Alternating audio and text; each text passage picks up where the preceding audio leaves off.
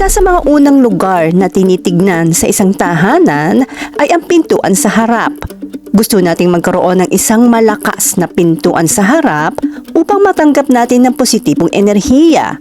Kapag madaling dumaloy ang enerhiya sa iyong tahanan, ang enerhiyang ito ay nagdudulot ng kasaganaan at swerte.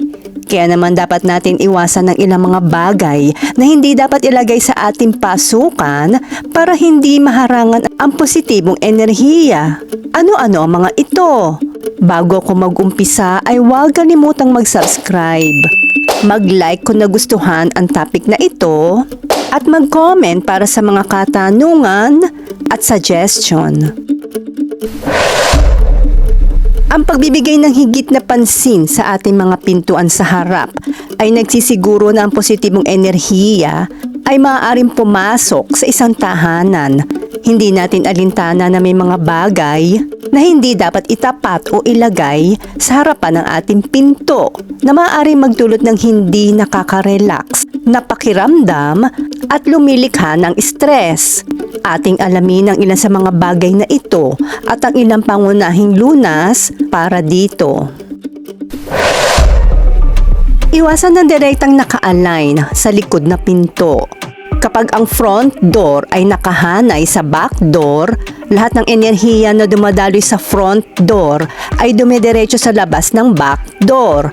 Ang ilan ay binibigyang kahulugan ito na ang pera ay lilipad sa likuran. Lahat ng napakahusay na enerhiya na pumapasok sa pangunahing pasukan ay mabilis na dumaan at lumabas sa likurang pinto na hindi na muling maiikot at magbigay ng sustansya sa loob ng iyong tahanan. Bubuo ito ng masamang kalidad ng negatibong enerhiya, pati na rin na kapag nagsasalpukan ang dalawang daloy ng enerhiya.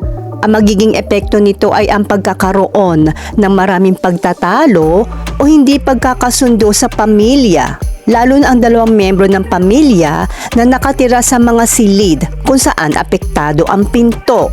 Bilang remedyo, hatiin ang espasyo gamit ang mga divider ng kwarto, aparador ng mga aklat o isang counter o isla ng kusina.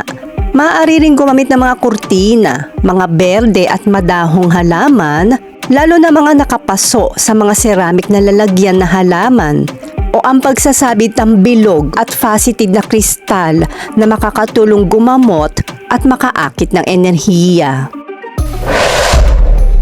Iwasan ng direktang nakaharap sa hagdanan. Kung ang isang hagdanan ay nakaharap sa pintuan, marami kang mararanasan na pagtaas at pagbaba sa iyong buhay. Sinasabi ng iba na ang pera ay gumugulong sa hagdanan at didiretso sa labas ng pinto. Sinasagisag nito ang iyong pera na bumababa sa hagdan at lumalabas sa pamamagitan ng pinto.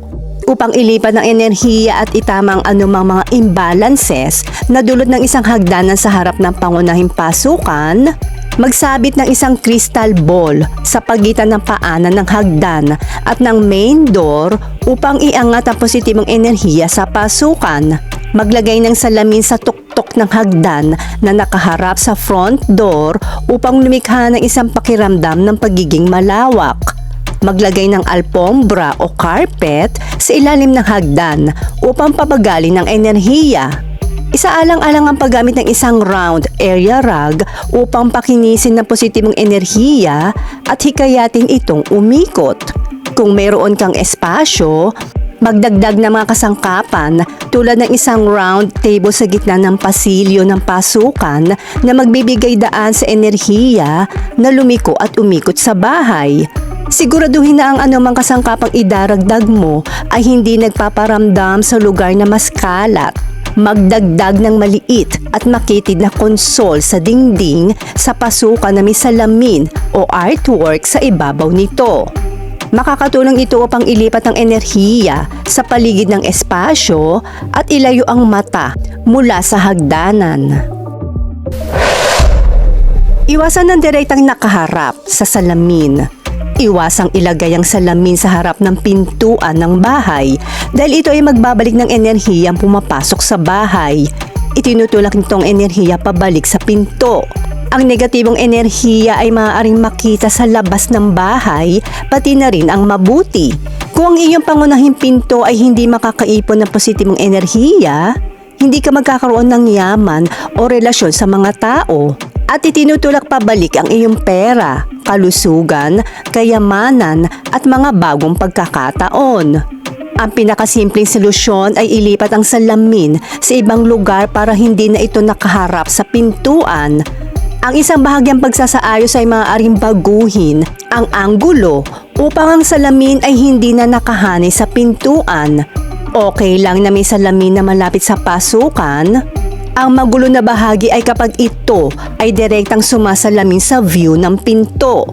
Minsan hindi mo maigalaw ang salamin marahil ito ay permanenteng nakakabit sa dingding o ikaw ay nangungupahan. Maaari mong ikubli ang refleksyon sa pamamagitan ng paglalagay ng isang bagay sa harap ng salamin gaya ng halaman, isang piraso ng furniture o iba pang bagay sa harap ng salamin.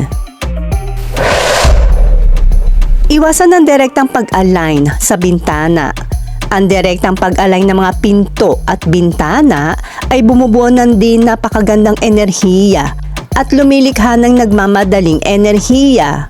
Mabibigo itong panatilihin ang enerhiya sa loob at hahantong sa mahinang enerhiya at masamang kapalaran. Sumisimbolo ito ng pagkawala ng ipon at mahihirapan kang mag-ipon ng iyong pera at mawawalan ka ng dagdag na ipon.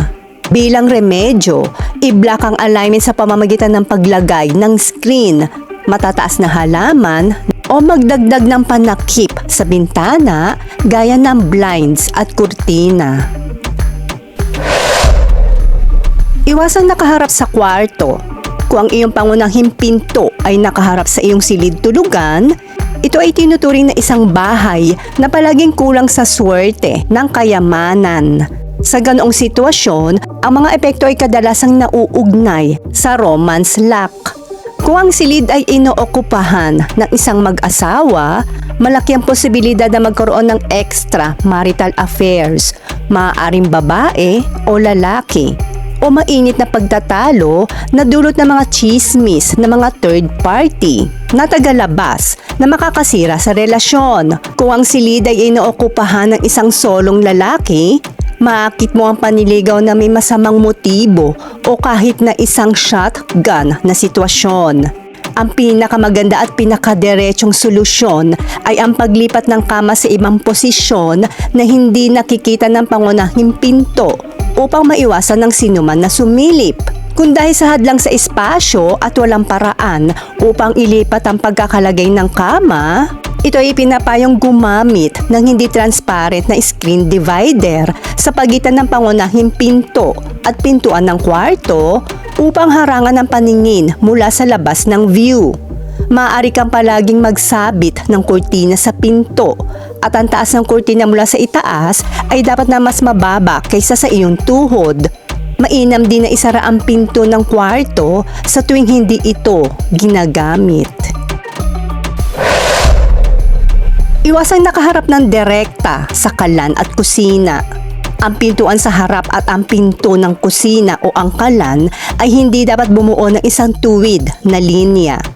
Ang enerhiyang papasok sa bahay ay masisira ng apoy ng kusina. Ito ay may posibilidad na bigyan ang mga tao ng pakiramdam ng tensyon at stress upang magluto at gumawa ng mga gawaing bahay. Posible ring makaranas ng mga problema sa kalusugan at pananalapi. Ito ay sumisimbolo na tayo ay nagpupumilit na maghanap buhay nang walang naiipon na yaman. Ang mga nakatira sa bahay ay magkakaroon ng problema sa mga gastos at problema sa pag-iipon ng pera. Ang isang madaling lunas ay ang paglalagay ng mabibigat na furniture o isang screen room divider sa pagitan ng pintuan at kusina upang ang papasok na enerhiya mula sa front door ay ma-redirect sa ibang mga lugar sa loob ng bahay. Iwasang nakaharap sa refrigerator. Huwag ilagay ang iyong refrigerator na nakaharap sa pangunahing pinto o likod na pinto. Ang refrigerator ay tulad ng kamalig noong sinaunang panahon. Ang pagkain ay kumakatawan sa yaman at ang kamalig ay ang lugar ng pag-iimbak ng pagkain. Kaya ang ating refrigerator ay sumisimbolo sa lugar kung saan iniimbak ang ating kayamanan. Kung ang refrigerator ay makikita mula sa pangunahing pinto, ito ay may indikasyon na ang iyong kayamanan na nakalantad at ito ay maaaring humantong sa paghiram ng pera mula sa mga kaibigan at kamag-anak. Kung ang iyong refrigerator ay nakaharap sa iyong pintuan sa likod, maaari itong humantong sa pagnanakaw, hindi nababayaran ng mga utang at ito ay nagpapahiwatig ng pagkawala ng kayamanan. Ang pangunahing lunas dito ay ilipat at ibahin ang pwesto ng iyong refrigerator. Iwasang nakaharap sa pinto ng banyo. Kung ang iyong banyo ay nakaharap sa harap ng pintuan, ang karamihan sa enerhiya ay madaling tumakas sa pamamagitan ng banyo na nag-iiwan ng kaunti o walang magandang enerhiya upang mapangalagaan ang iyong bahay. Magdudulot ito ng pagkawala ng kayamanan o kahirapan sa pag-iipon ng iyong pera. Dahil ang enerhiya mula sa main door ay ididirekta sa banyo at agad na maaalis.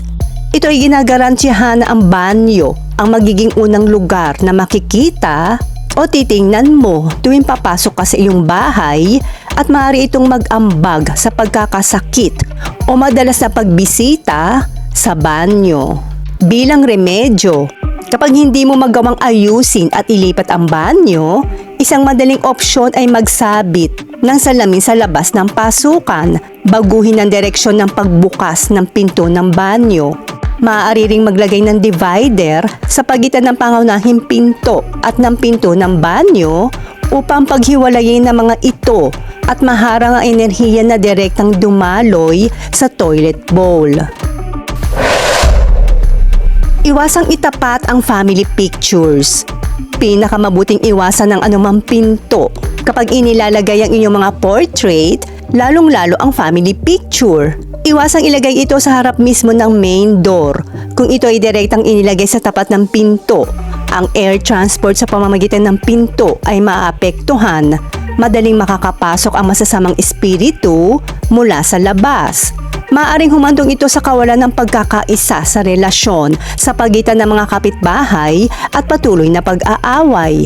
Magdudulot din ito ng madalas na pagtatalo ng mga tauhan sa iyong pinagtatrabahuhan na makakaapekto sa iyong karir at kayamanan.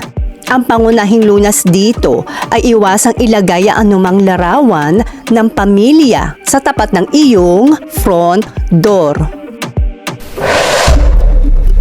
Ang pinto sa harap ay ang lalamunan din ng swerte ng pamilya, kung saan pumapasok at lumalabas ang kapalaran at swerte ng pamilya. Kaya naman ang mga nabanggit ay maaaring isaalang-alang upang matuklasan mo kung paano ka makakagawa ng front entrance na sasalubungin ng mga bagong pagkakataon na magdadala ng yaman, kalusugan, kasaganaan, paglago ng iyong karir at isang makulay na buhay pag-ibig.